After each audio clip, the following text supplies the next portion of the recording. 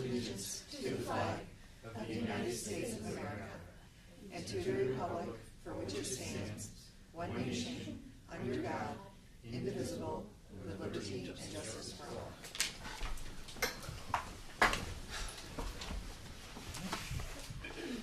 To jump right in this month with Claims Auditor Report.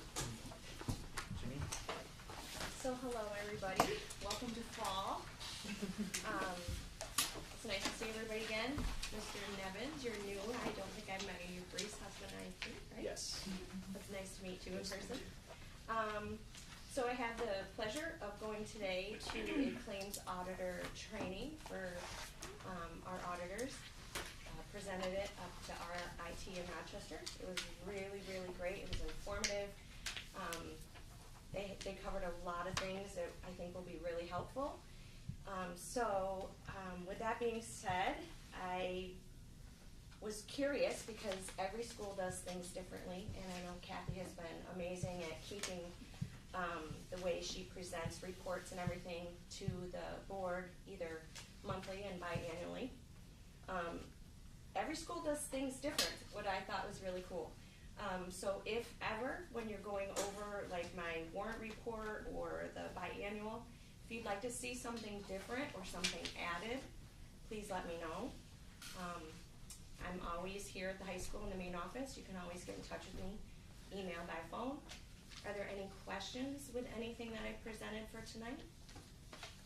Do a good job. Well, thank you. I didn't see anything of note. Okay. As always, appreciate it. All right. Well, Glad thank had you so fun much. at the training. So with that, enjoy the holiday season. I won't see you again probably until April, or if I see you passing in the hall or whatnot. But everybody, take care. Thank you. Thank you very much.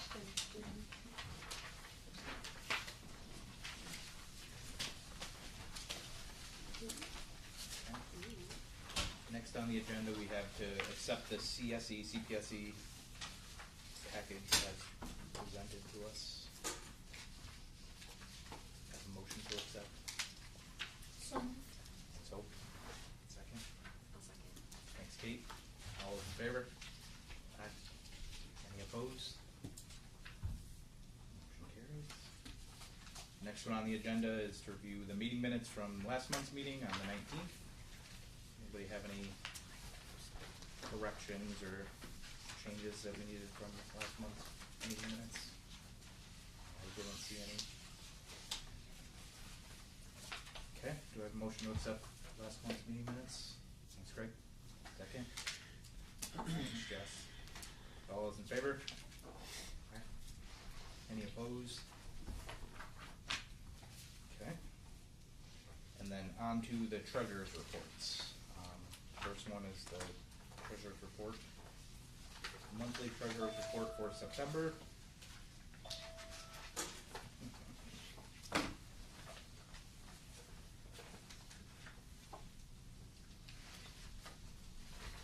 Do you have any questions on that report? Okay, we have a motion to accept.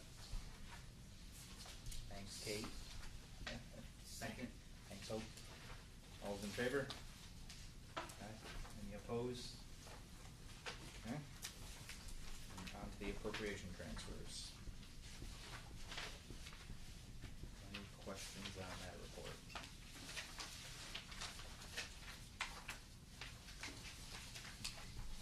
Okay. We have a motion to accept the appropriation transfer. Thanks, Jess. Second? Thanks, Gage. All those in favor? Aye. Any opposed?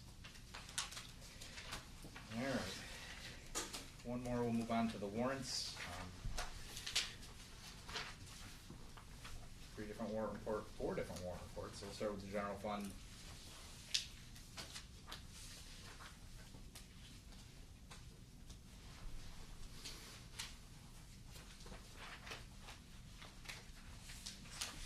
Anybody have any questions on anything in the general fund report as presented? Alright. We can move on to federal fund number 3.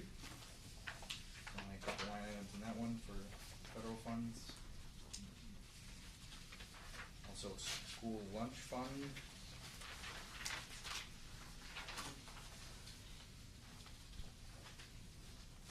It was extremely light this month. Is that- And then the last one is capital funds. Is that the payment for the elementary school roofing, is that a initial, final, It's somewhere in not between? final, yeah, but it's close. It's, Okay, good. yeah, the payment is- Yep. Good, so we're, good, so things are moving along on the capital project. All right, if there are no questions, we have a motion to accept the warrants as presented. Thanks, Jess. Second, thanks, Hope. All those in favor? Aye. Any opposed? Okay. So then we move on to recognition of visitors, and I see we got a couple in the audience tonight. Hi, I'm Brittany Noble. I was just elected CFA secretary, so I'm filling in for Neil tonight. I don't have a Neil speech, but that's all I got. He said I didn't have to talk much, so if you have any questions, just ask. No, you don't. We won't force you, but I appreciate you coming and representing. And I'm Janice Smith, building rep for the elementary school, and it takes two of us to fill Neil.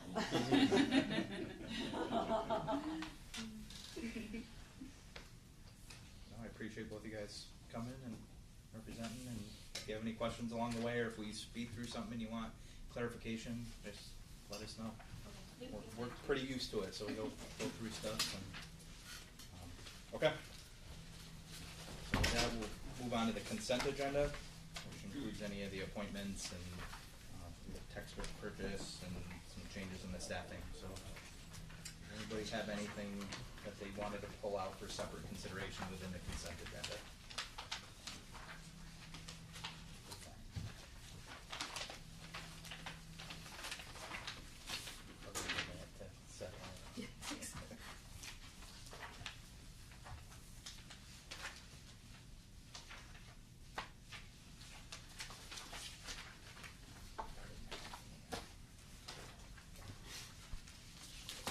Okay, if there are no questions or no need to pull anything out, do I have a motion to accept the consent agenda? Thanks, Hope. Second? Second. Thanks, Greg.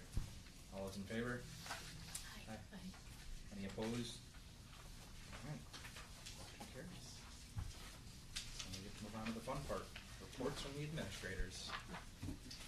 Top of the list, we have Mr. Amon, high school. I guess the first item, I just wanted to fill the board in about just continuing discussions on equity and grading and kind of where we're going as far as starting a conversation about standards-based grading as an option. We're not there, but a lot of schools are doing that, and we're going to at least explore it as an opportunity to look into. But last year, I just started the conversation about equitable grading practices. I wanted to. I think there was a lot of inconsistency throughout the building. Different teachers weighting grades differently, counting homework for quite a bit versus some not counting it at all. It just seemed like there was a wide breadth of grading policies for classrooms there. So we started the conversation. We listed a bunch of items that we could discuss, but we really focused in on homework.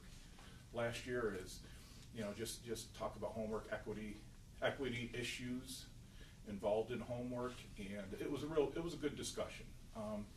By the time we got done, the committee of teachers that participated came up with a recommendation of their recommendation started at 20%, but I actually set it more to 10%. I mean, I don't, and I think with the conversations and the research that we showed, we know the support kids get at home is vastly different. The resources they have at home is vastly different.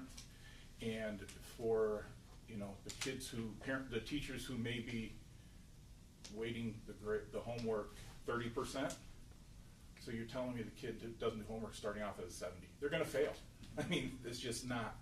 So I put my recommendation started this year with the teachers of 10%. Homework's 10%. what is homework for? It's just to reinforce the concepts that the kids are learning. Is it really a way to gauge what they've learned? It really isn't. It's just to reinforce the concepts. So trying to pare back how much the homework counts in the overall student grade. And the teachers are on board with that. I also gave them time at the beginning of this year to meet with their departments, particularly teachers that teach the same courses, and make sure their grading policy matches up. Because the last thing we want is kids being upset because this teacher grades easier than the other teacher, or that needs to be consistent. We need to have that consistency and that reliability across classrooms in the grading practice. So that's that. I think we've made progress there. I think the conversation as far as homework was beneficial, but like I said before, standards-based grading. Emily Wemmer came in from TSD BOCES, and she's going for her doctorate in I don't know what's in, but I know her thesis was on equity and grading, and so she's really passionate about this. And she came in and talked to other teachers, about what does a numerical grade say. If you have a 68 on the report card, what's that telling you? It doesn't tell you a whole lot other than you have a 68, and then a lot of subjectivity goes into that grade that's on that piece of paper that carries so much weight. Or a kid fails with a 63 instead of a 60. Well, what makes that 63 different from a 65 that's passing? Are we that honed in on our grading that we know that kid earned a 63? Just a lot of question marks come to that. So you're seeing more and more high schools, junior, senior highs going to standards-based grading. It's different. I think that in the conversation I have, and Jason Banks and I talked about it, colleges aren't used to dealing with standards-based grading, so this will be kind of a switch for them. How do they factor students that have always gotten numerical grades versus the few schools now they're going standards-based? But the good thing about standards-based grading, and our elementary school does it already, and there are some high schools doing it already, is it really does help you differentiate from the different components of the students' learning, and where their strengths are and where they truly are struggling. Because I know right now in a numerical grade, and Emily went over this in her conversation, and it's frustrating to me, and I've shared my frustration over the years.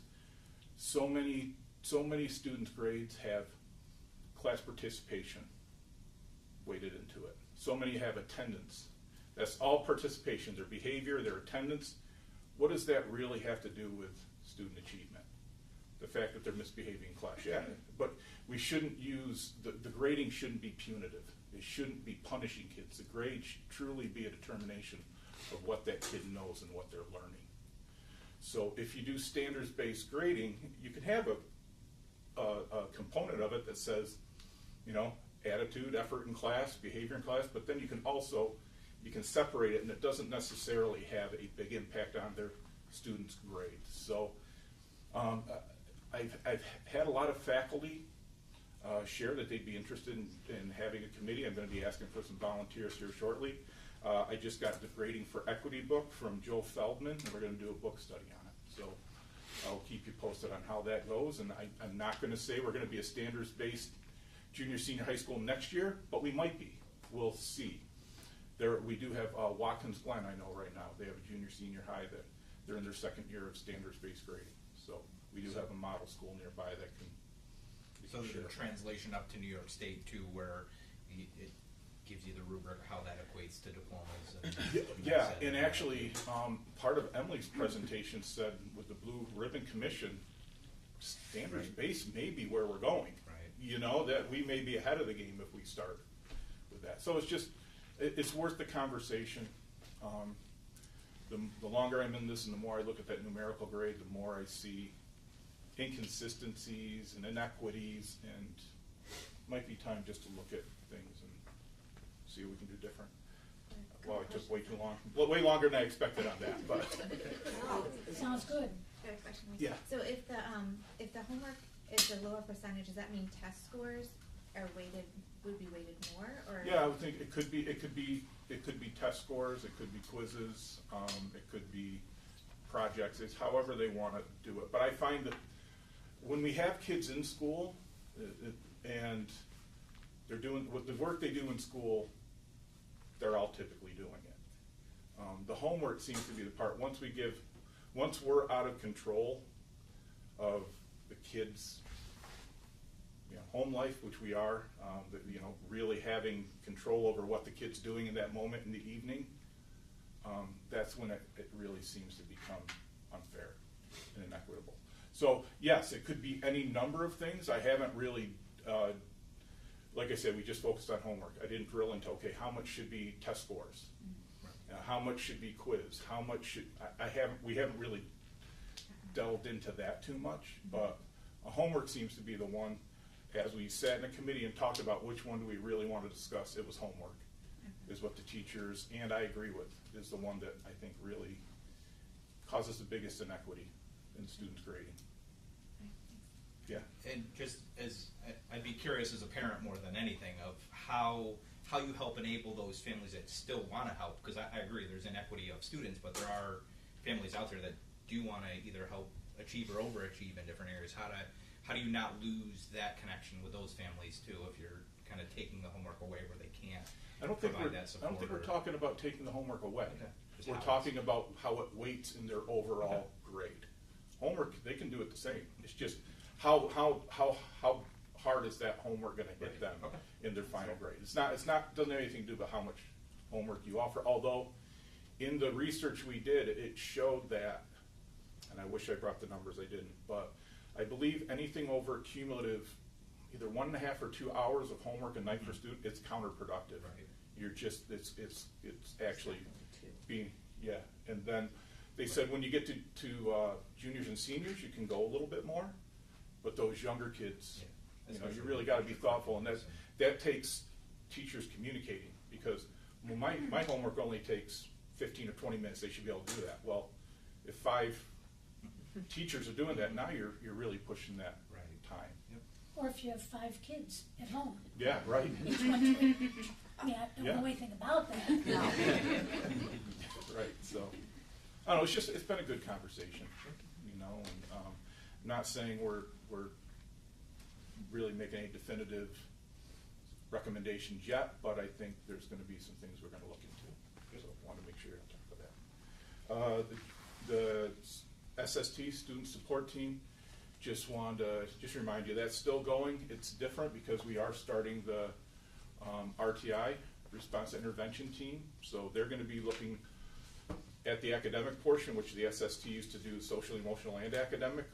I think we didn't do either as well as we wanted to, because we were focusing so much time. Now that we have the RTI, really looking at the interventions for the academics, I think our SST is really doing a better job, has more time to really focus on the social and emotional needs of the kids.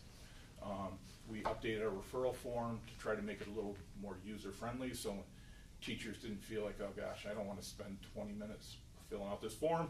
Made it a little more user-friendly for them, get the information we need and support the kids appropriately. So, just from the athletics front, varsity field hockey won its first division since 1994. I'm sure they were SVE back then, but now it's SVEC, so congratulations to them. Girls cross country won their division. We are going to be hosting the state regional, volleyball regionals for AA, B, C, and D, so November 16th, be there. Where are we gonna fit all those people? We'll fit Oh, we them made in. it work We'll before. fit them It's in. chaos, but it happens. We kind of Yeah, take they'll over get a the rotation bleachers. going, so, people come and go throughout the day. It won't It's be all the parking, same. that's the problem. Yes. Right. And winter sports is here, so register your kids. That's all I got. Thanks, Wayne. Yep. Next up, we have Mr. A. Harvey, elementary. Thank you. So we start off with field trips. I kind of shared with you our kind of numbers that we have right now. We've added a couple since I've written this report. But we're up to roughly 20 field trips at this point. One of the ones that I'm excited about is that we're working with NASCAR this year. 3rd grade is kind of custom making a field trip with NASCAR and Watkins Glen International regarding simple machines. So that's going to be the curriculum tie to that, and we're planning it now. We're looking probably an early spring visit to Watkins Glen International, which would be really neat for the kids. Yesterday I met with City BOCES in regards to field trips, and we're piloting City BOCES is up in the Syracuse area, so a lot of the resources, the field trips that our teachers want to attend are up in Syracuse. We have a couple going to Syracuse, but with transportation, it's hard to get transportation back in time for the high school run. So I'm working with City BOCES and piloting a program to do an outreach for organizations and anybody who's willing to do field trip like activities with our students, whether they're coming in for presentations or we're going to them, and we're working to really target small rural districts like us, Newfield, Groton, down this southern way from Syracuse. So we just met about that yesterday. I'm excited about that because they kind of picked us to be the leader for small rural districts, so I'm working closely with them on that. Hopefully next year we'll have more possibilities down Binghamton, Owego, Triple Cities way for other opportunities, because most of the quote-unquote cool field trips are up at the Syracuse way because of the resources that they have. So we're working with them on that, and I guess if you don't have questions about field trips, we'll go to the student teachers piece. So Wayne and I kind of put this practice into place 2 years ago, I think, when we meet with student teachers and their supervisors before they come into the building. I think this came from a need that I saw my first year as principal, where I had to kind of get involved in the student teacher and the supervisor and some of the things that I was seeing instructionally with that student teacher. We can't forget that we are responsible for the instruction, even if that student teacher is from Cortland or BU. So I had to get involved directly with that student teacher. And really I wasn't able to, from the get-go, meet the student teacher, let them know of our goals, let them know about me and what my expectation is as a principal. So that's kind of why Wayne and I started doing that kind of, I wouldn't call it an interview, it's more of a getting to know the student teacher, their placement official from whatever college that they're from, and then their host teacher. We all meet and talk about goals and expectations of them instructionally, behaviorally, professionalism, and things like that. And that's been a great experience. We have 3 currently in the elementary school. I've been getting requests from local colleges because they're trying to place spring teachers now. So I've gotten a couple of requests this week. So I anticipate a couple more in the spring. But that's kind of the way that Wayne and I treat student teachers coming into the district. School safety, we are required to do 12 emergency drills a year, lockdown, fire drills, hold in place drills. I've made it a practice since I became principal to do more than 12, just to make sure that our staff and our students feel comfortable knowing what to do in emergency situations. So the past 3 years we've been doing over 12 just to get that practice. And our kids do really great. I think 2 weeks ago we had our last lockdown, maybe a week ago we had our last lockdown. And when Sarah, Craig, and I kind of sweep the building, we didn't see any arms, limbs, bodies, anything. So our kids are getting used to it, our teachers are getting practice with it, so they're doing a really good job with those things. I put the reunification drill down there. The reunification drill is something that this is the first year we're actually running through the drill, and the whole administrative team, and I see Brent put it in his report too, and he can elaborate more on it, but our administrative team put together the reunification plan that we're going to go over with the teachers on December 25th, Superintendent's Conference Day. We're using El Memorial Baptist Church as that evacuation spot, that if something does happen here and we have to evacuate the kids, we have a plan on all PK to 12 students and teachers going to the El Memorial Baptist Church. They all have a space over there. Everybody has a job to do. All staff have a job to do, from bus drivers to custodians to teachers. We're going to go over that on the 25th with them, and then kind of walk through the space so that they see the space if, God forbid, we're in an emergency situation. And then in the spring, we want to do a walking field trip over there with the actual kids, so they know what to expect when the time comes. If the time comes, let's hope it doesn't. But that's kind of the phases that we're putting into place. The adults go over there, and the kids do a walking field trip over there. So that's kind of what you're going to be hearing about in the next couple of months. But Kudos to Craig too on developing the safety plan and reunification process, and the administrative team for kind of fine-tuning that process. But that's all we got for my report. If you have any questions, let me know. Sweet. Alright. Next on the list, we have Mr. Gelder, instructional technology. So, thanks to the time that teachers take on Fridays in the elementary school with students to work on their technology skills. Their focus is typing club, using a program to sort of build their typing skills. But we also will be doing some STEM days and other activities. We have great partnerships with Lockheed and Copernic and the Library of Things at CSD BOCES and their tech support, tech integration people that come in to help us on those days, but also interspersed. I'm hoping to have them come in when teachers request it, or if they have an idea for a project that they have a little bit of time, that we can continue to build their tech skills and focus on the computer science and digital fluency standards.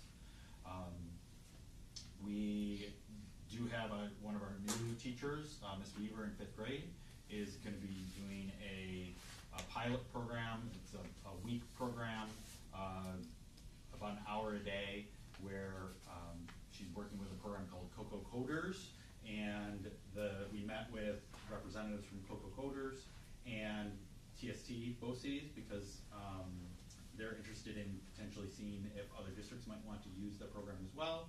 But it's not, this is unique and different than many of the just programs that are out there.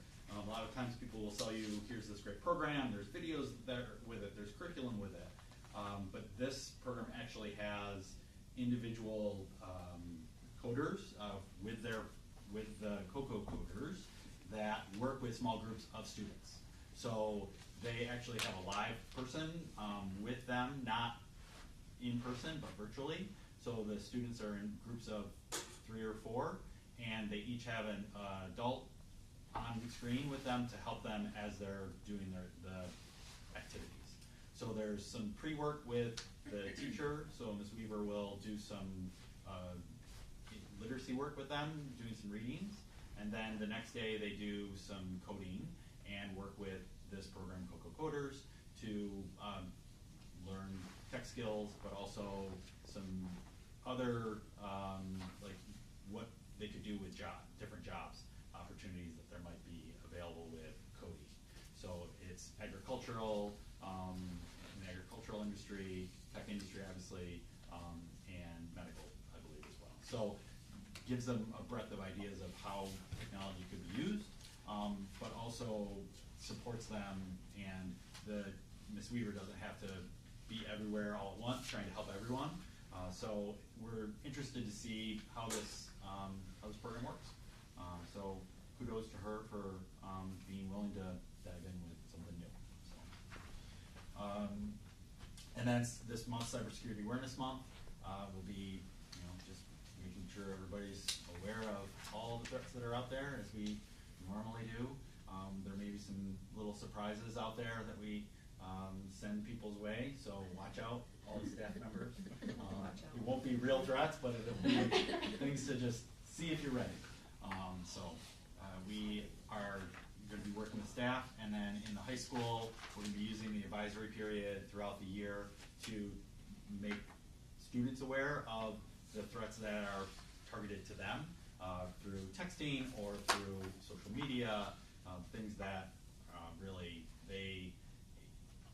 it's unfortunate that people are targeting students with job offers and those sorts of things to get them to, they will go to a real interview, it looks like it's a real interview, and then they try and get their social security numbers and other information. So just always trying to make sure that students are aware that many times there are things that are never too good to be true, right? So we are going to continue to use the advisory period to kind of do social emotional learning, work with them in their grades, and staying on track with their goals for academics, but also some technology.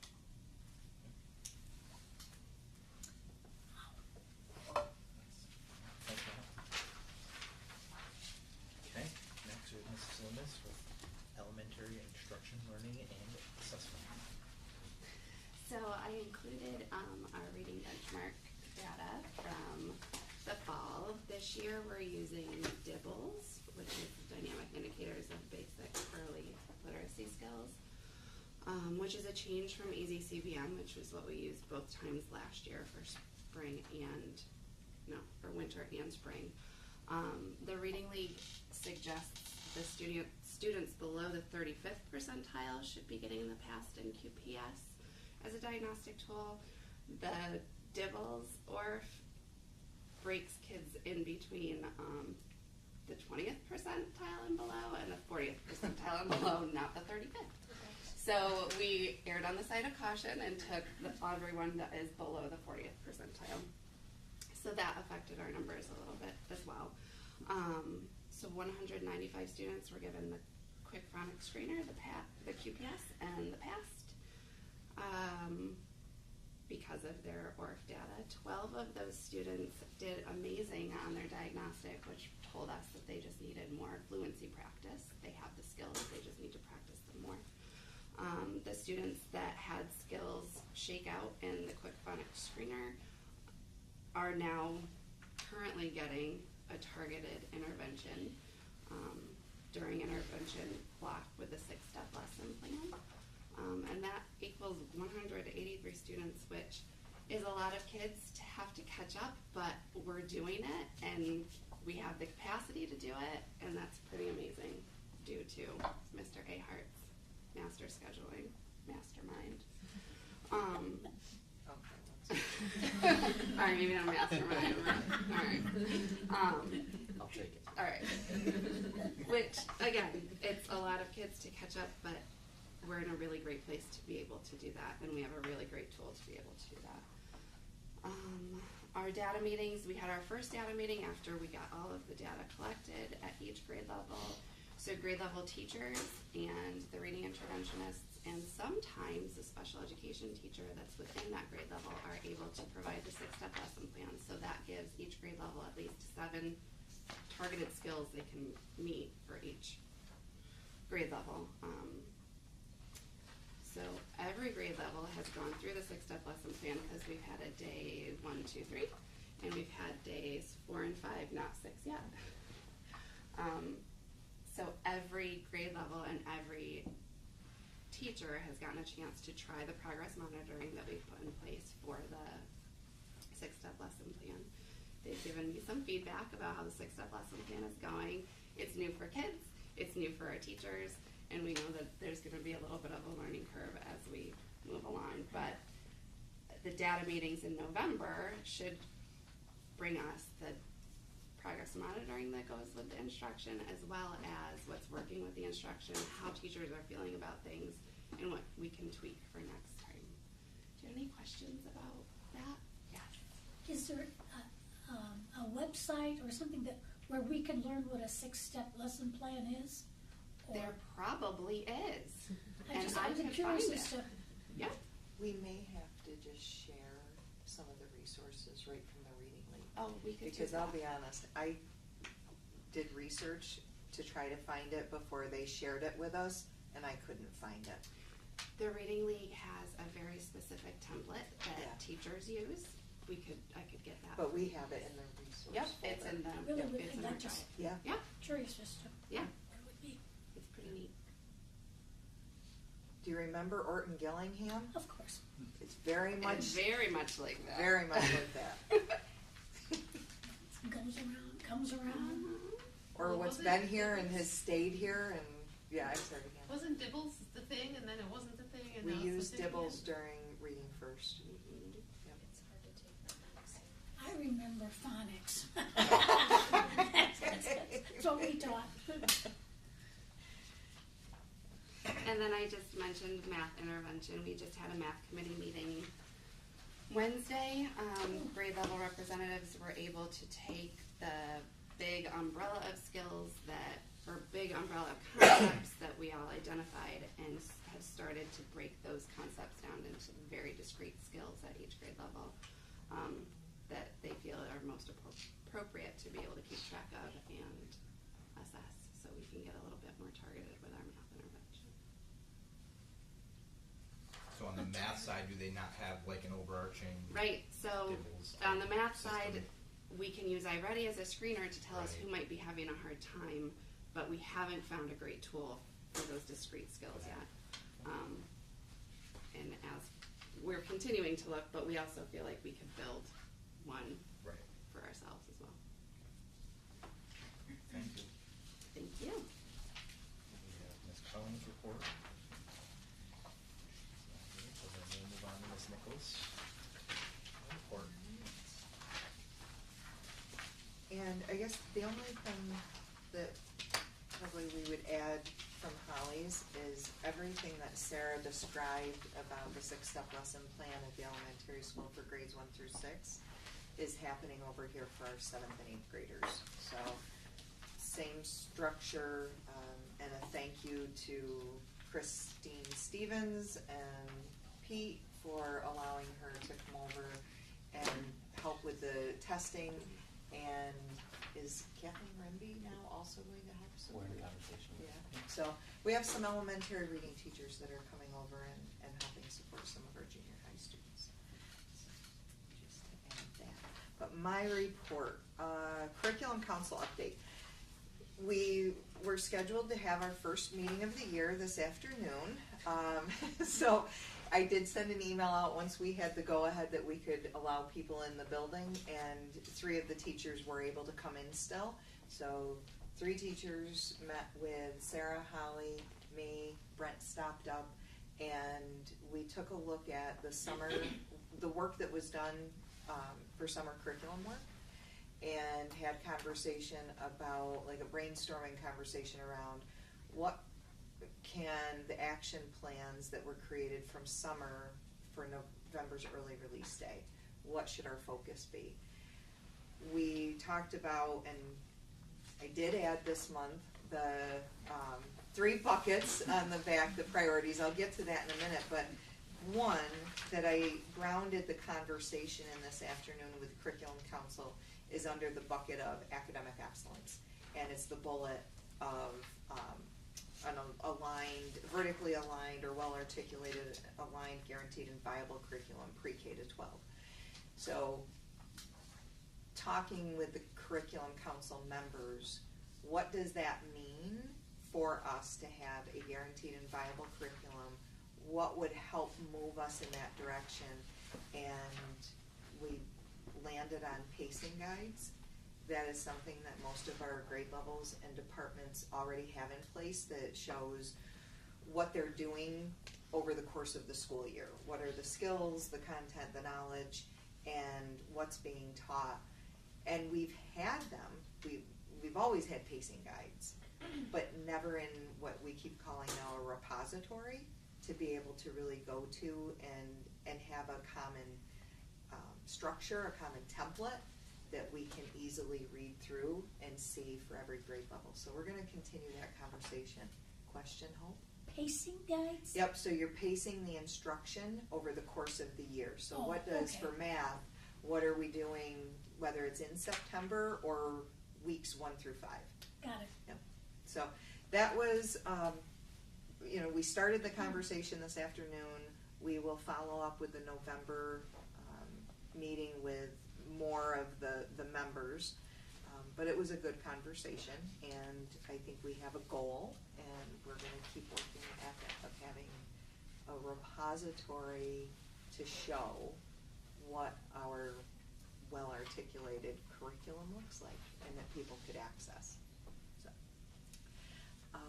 next item, MTSS, so multi-tiered system of supports, and that's where that intervention piece comes in. That we talk about core, tier 1 instruction, and then we talk tier 2, tier 3. But this month I was referencing our core instruction. How are we focused on it? What are we doing? And the admin team, who we are all the lead evaluators for the district, for our teachers, and the work that we did at the end of September with Michelle Brantner, who's doing some leadership team coaching with us. We focused on aligning our instructional coaching practices. So we're leveraging our observations to be more of a coaching format than just that pure observation. And I think we're all excited. So the announced observations are conducted by Mr. Ahart, Mr. Amon, myself. Unannounced, Mrs. Loomis, Mrs. Carling, and Mr. Swartz. And tomorrow morning we're meeting with Mr. Swartz to just make sure that the unannounced lead evaluators are aligned for that coaching model. Any questions about the two items under curriculum instruction? And then the last item for special ed. We've used an integrated co-teaching model for 5th and 6th grade most of the time, and even 4th grade the last few years. This year, we've been able to implement an integrated co-teaching model for grades 7 through 9 for ELA and math, so that all students with an IEP have access to the general ed curriculum for ELA and math. In addition to, they may need life skills, English and math as well. But we don't want to make a decision about their graduation diploma type, and we're hoping until like 9th grade, where coming in, we just don't want to have that. We don't want to shut any doors. And I have to come back. There were two students. I think it was their 8th grade year.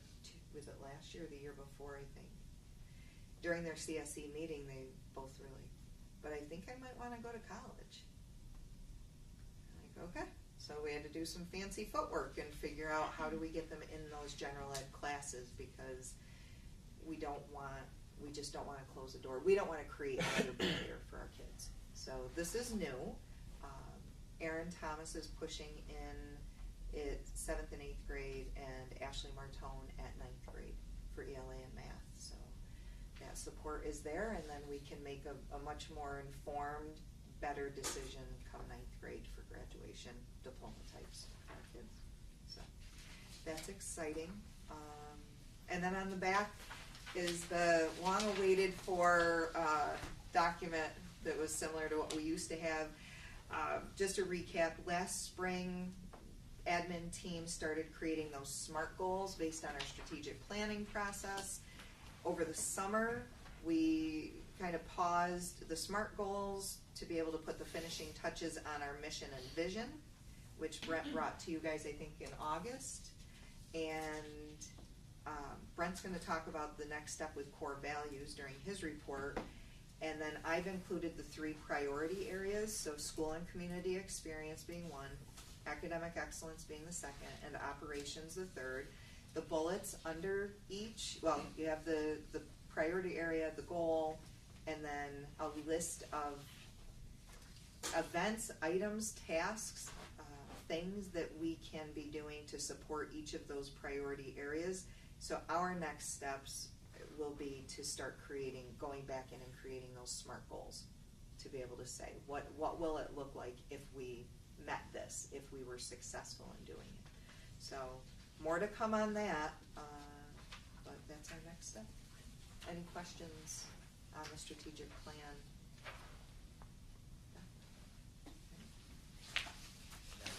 What's that? Not yet. Not yet. Thank you. You're welcome. Chris's report, nighttime reading, and time for Mr. Sotheby. So, I am in no way, shape, or form happy that we had the water problem that started yesterday, but I do want to say, you get to know who you are and who you are as a team and community when there's a bit of a crisis. And I just want to acknowledge and express some sincere gratitude, and I know I do a lot of that, but for very good reason. Just acknowledge it, as soon as there was a water pressure increase, people went into action. I got notified right away, as did Jim Wintermute. We were there, the teachers were all very aware very quickly, and again, thank you to Mr. Ahart and his administrative team. But that teamwork really ensured that the safety and well-being of the students and staff stayed in place. Students were reassured. They were let know very quickly not to use the restrooms unless it was an emergency. And then It was organized so that there was one safe one to use, and I mean, the whole thing was so seamless. We contacted transportation, realizing that, well, if we can't solve it within minutes, we may have to start evacuation. Our transportation department responded within 20 minutes. They were there ready to load kids when we told them we needed to. I want to also acknowledge that the parents were great. The notification went out. I know many parents either had to leave work or stop what they were doing wherever they were and get home to receive their children, or many of them came right to school to pick them up, and that was all just incredibly smooth. The high school responded in kind with Mr. Lehman and his whole team. I want to give a special thanks and acknowledgement to our buildings and grounds crew who were everywhere, making sure that water fountains were marked not to be used and bathrooms were closed where they were supposed to be. And then the mayor's office and the Candor Public Works, and I want to specifically mention Acting Mayor Gwen Isham, thank you for that, and then Ron Donahue and Tim Pettit. They were over here very quickly to isolate first alleviate the problem, drain the lines, isolate the problem, well into last night, and then back early this morning.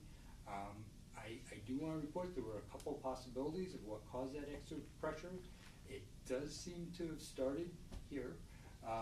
We had a subcontractor who we don't usually use, but worked through Smith's site.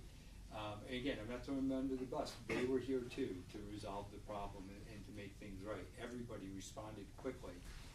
But it appears that when they tried to clear the new lines for our sprinkler system on the field of any water, air got blown into the main system. And the pressure that they use, which is within what is industry standards, but it's still high for Candor's system, got put in too much pressure too quickly. So again, the village tested all our water. We did the testing that we can to ensure that it's safe, but before we let anybody drink it, we're waiting for those results to come back from the state. We did put a rush on it. It went I believe they probably received it this morning, even though it went either late last night or early this morning. I'm going to ask to get it back within 24 hours. Hopefully we'll know in the morning, but we will get bottled water, so if we don't have those test results, that we have every reason to believe will come back fine.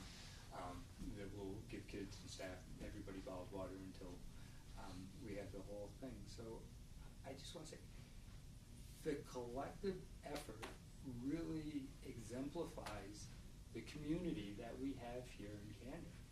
It was amazing, and I'm very appreciative and impressed, and I wanted to share that. So that's how I'll start, and then I'll go into, unless there are any questions about that, I can, anything else about how it happened. Okay. So then, with the facilities, when I first wrote the report to send to you, I had mentioned that the rubber top for the track was 100% complete, and we were waiting to start the painting for favorable weather. We had favorable weather, so if you haven't had a chance to see it, we have a very Candor blue track that pops, and I think today they were starting to put on the striping that they're hoping to have finished tomorrow, weather permitting. The lines for the press box have all been installed. The detail work for the edge metal for the roofing was all but complete. They were waiting for some more edging metal. They were on the roofs today, or at the elementary school, finishing that. And then the next phase or the next step of phase one, which included, the track work, includes the track, the roofs, and then the auditorium hallway, would be the auditorium hallway to get that started, as well as the middle school wing, ventilators and the work that's being done there. That is going out to bid now, which is a very favorable time to go out to bid. We should get great contractors and good pricing. We did talk with the administrative team and the building, and then the teachers who are most involved. So that's Gary Holmes, Amelia, and some of the middle school teachers. And it was determined, although I was pushing to, let's get this job finished up, we're kind of behind what we had projected and planned as a result of the delay getting approval. We talked about doing the work in the evening shift and over holidays. It's just too risky that we'd have it still ripped apart if we ran into any problems. And I'll use one of Hope's phrases, the juice isn't worth the squeeze in this one. We could probably try to get it done, but what would we have really gained when we can do it all over the summer? So that's where we're at now. We did meet with the whole project crew, so that's representatives from King & King, from CNS, and of course us, to talk about the next phase of this project, if there is any of the funds that haven't been used. And we plan on reconvening the facilities committee probably right before the November board meeting, so that you're all it's easily accessible to everyone on the board, to talk about where we're at, how by then we'll have an idea of how those bids are coming in, and a better idea of what we'll do for phase 2 of this project. And at that time too, I'm going to reach way out, but we'll talk about the next priorities for the next capital project that will start after we start getting reimbursement from the state on this project. So that's, I don't know if there are any questions on this big project that we're doing, but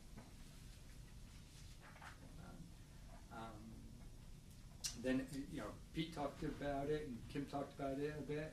The Superintendent's Conference Day on the 25th, I'm looking forward to. The morning's work will be on looking at the core values that have been identified through the strategic planning process, and getting all the faculty and all the staff involved in, okay, the values are clear and explicit enough, but what does that mean? How is that seen in the actions of the adults in the education environment? What do we expect to see and teach and reinforce from students at all levels?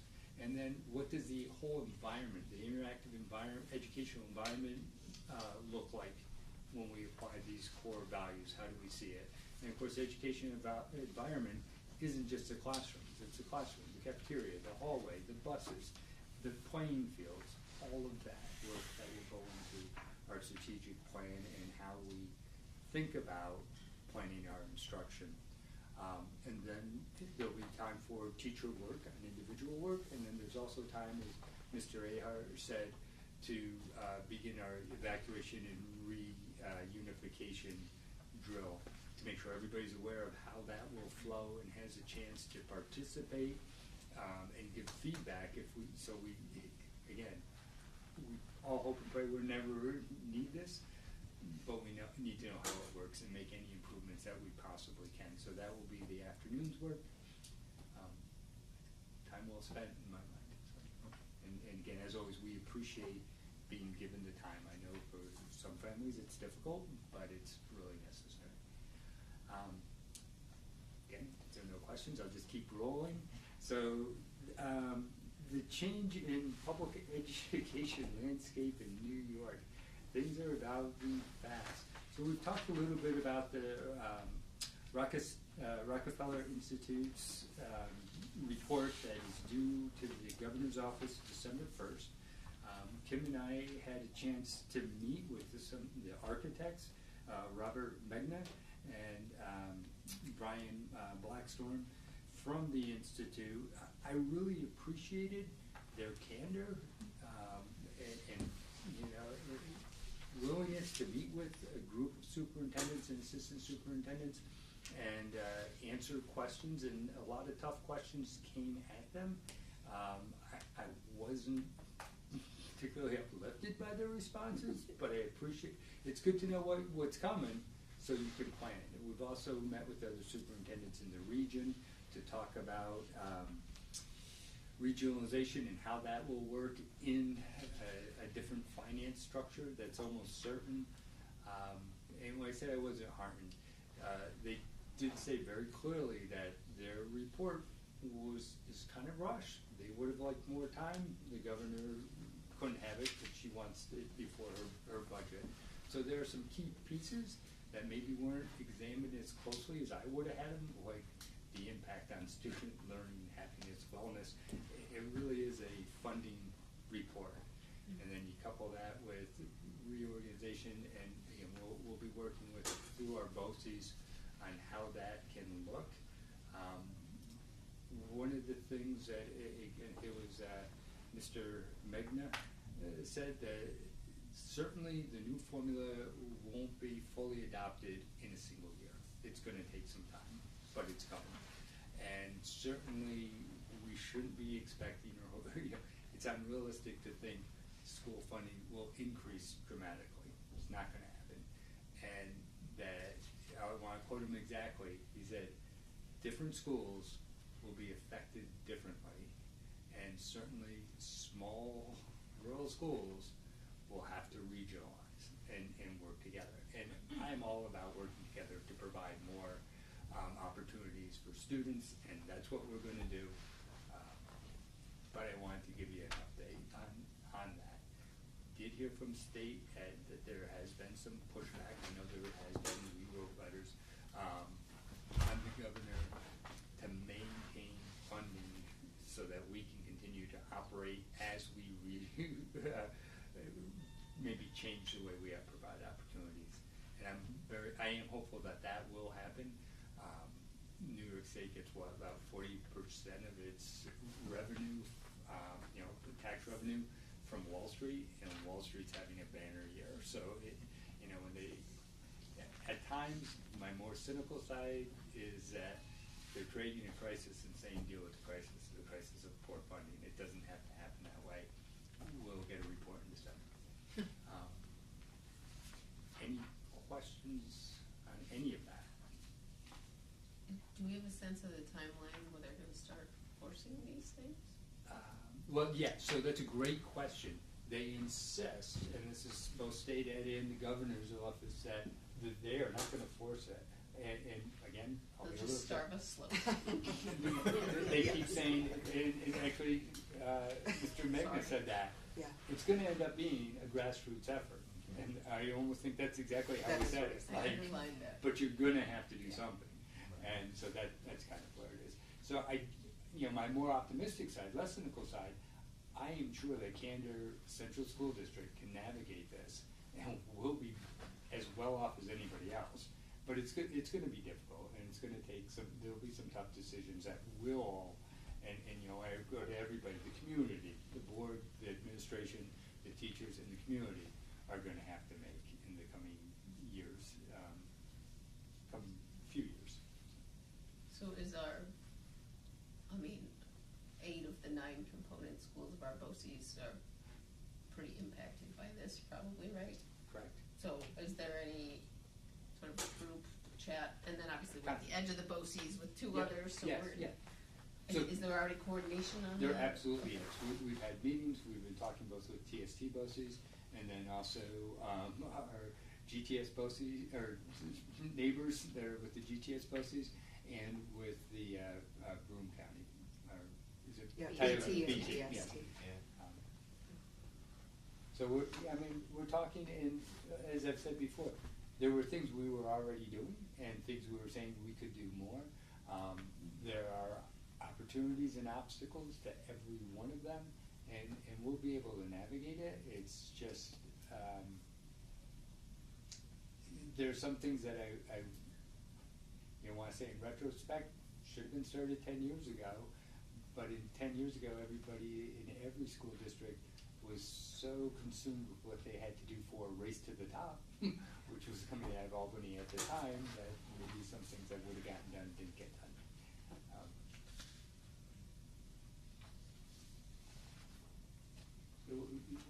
I will keep the board fully informed when we have more specific plans. Some of the things we're talking about right now through TST BOCES is how we can alleviate some of the pressure in transportation. There's going to be a centralized transportation, not to take over any of our transportation departments, but maybe to help with the substitute shortage, and maybe with transportation to and from BOCES, and some coordination so that there can be some shares, things like that. We'll start with the more logistical problems that we're all sharing. So is it the administrative team that's doing the survey before November 1st? Which should answer. The- Visualization survey? Oh, no. So, that's another great question. So the regionalization survey did come from the state education department.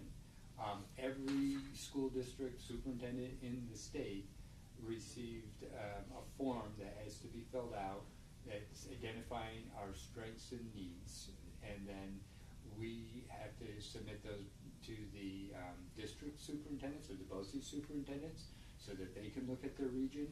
They'll meet together, the BOE superintendents, to see where there's some crossover. The goal is really to allow what's been happening to continue to happen, even though our good friends and neighbors in Spencer Van Etten are not in our BOCES, we can still work with them. And it's to get the district superintendents to work all together. I want to say in this region, that's happened at least as long as I've been here. I mean, that hasn't been a problem. I think they're trying to address problems that may be happening in other parts of the states of a little territorialism. And then that report will be given to the commissioner, and then they're supposed to be able to, from that, know how to best advocate for us, either directly by providing more supports or through the governor and legislators. And I haven't received it yet, but I've heard word that that's probably going to be pushed back. We're probably going to get a letter that November 1st deadline isn't the deadline. It will be probably December or January, but I don't know that yet. I didn't get an official letter. One last one, sorry. Sure. At the session with Mr. Magna, was there the question asked just about bus ride times if we're looking at Yes. regionalized high Again, schools? yes. or- Again and again. And okay, so here I'm not directly quoting him. I'm probably coloring him in a light you won't want to, but I think the answer came back something like, "Not my problem." You'll have to figure that out. He said, but he also did say, and of course I think we're way ahead of that. There's no reason to put an elementary student on a bus for 4 hours. I also did think that he would say there'd be more regionalization of high schools, but we were clear to make sure that does not necessarily mean huge regional high schools like you have in some other states, Florida, was Indiana, Michigan, and it doesn't necessarily, but there's no real plan for how to avoid that. But I think we can come up with one. I do think that this region and Candor specifically will be able to navigate this, but there's not a clear direction or plan coming really from anywhere. We're going to figure it out. Is the timing of the new calculation, does it immediately go into effect, or they haven't talked through what that looks like? So no, they haven't talked through it. Okay. So what has happened in December is the governor and the Senate and the Assembly will get the report, and then they have to put together next year's budget. Right. So, But hopefully there's some time or some warning that, hey, that we're gonna switch to a new calculation and forecast this, now Right. this next year our budget changes drastically and we have no idea what to plan right. for. And what Mr. Magna, and I know it auto-corrected a couple times, it made it say Magna, it's not Magna, it's Magna. If you caught it. He did say that his recommendation will likely, although he hasn't made it yet, so I can't really speak for him, will likely have a phase-in period that you can change this year, this next year, and then, which that made sense to me. I mean, it has to happen. Big if for me, it has to, but well, I should say that because there's certainly things in the formula that need to change. I mean, it's based on old data, so Right. we need to make. There's some really good changes that are going to come out of this, for certain, and then there are going to be some that are tough to swallow, for certain. That's kind of what we're. As a side note, when money gets to be more and more needed, the community has to be aware that this isn't a decision of your decision or school board's decision, Right. but that this is not your idea. Right. Well, and again, so small rural, that's where he was saying different schools will be affected differently. Schools like us will feel it much more than either a large suburban school, whether they have a high wealth ratio or not. And certainly there are districts that really don't need the state's money. They won't feel it at all if you're in, I don't mean to keep picking on, but Oslo, nowhere. Some of those districts, I'm just thinking. Which again, I think flies in the face of equity, which seems to be another really, and I agree, very important initiative. So where's that in the equation? I want to make sure it's still there. Okay. So the last, if there are no questions on this, I do want to express on behalf of everybody, particularly the administrative team and the teachers and staff, our appreciation of you. If you didn't know it, October is School Board Appreciation Month, and these were a fantastic buy, a tremendous sale. So these are the best ones from now on. Do we get to take them home? No, we're going to house them in my office for safekeeping. So you're not sitting in them. They'll be safe. They'll be there. But I hope you enjoy them and are more comfortable. And again, for all of us, but Mrs. Carlene stepped up and baked pumpkin bars for you. So what you can eat here after the meeting, please take home. So they're back. Yeah. So thank you. Thank you. With This is that, the best thing. we'll open it up for board comments. Jess? First, I want to say, Matt, I'm super excited about the STEM pilot program. I'm glad to see some programming skills coming in, so that's awesome. And then I'll just report some things on behalf of the Candor PTSA. So the PTSA does have some goodie bags for the board as well, so I'll pass those out. And then our events coming up just quickly. The Elementary Spirit Week will be decorating this Sunday at 10 a.m. if anyone would like to help. We hope to see you all at the homecoming game. We'll be tabling there.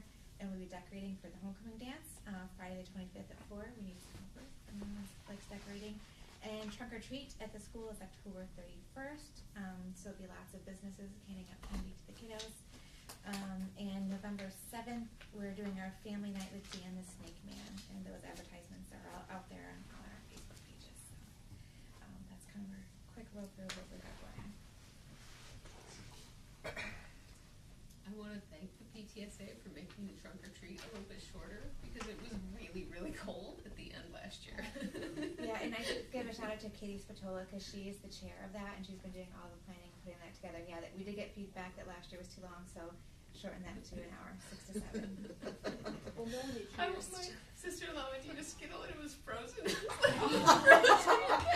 I wear snow pants. You went home early.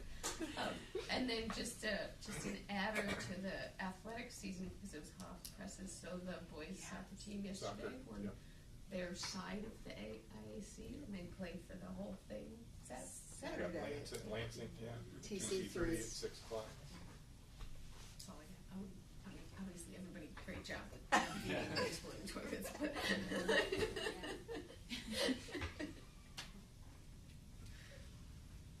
Anybody else? I think it's bedtime. We get one more chance for recognition of visitors if you had any questions or wanted to add anything else. I think I'm set, but thank you. Yes, and thank you for shortening trunk or treat. Volleyball players are happy about that. It was very cold.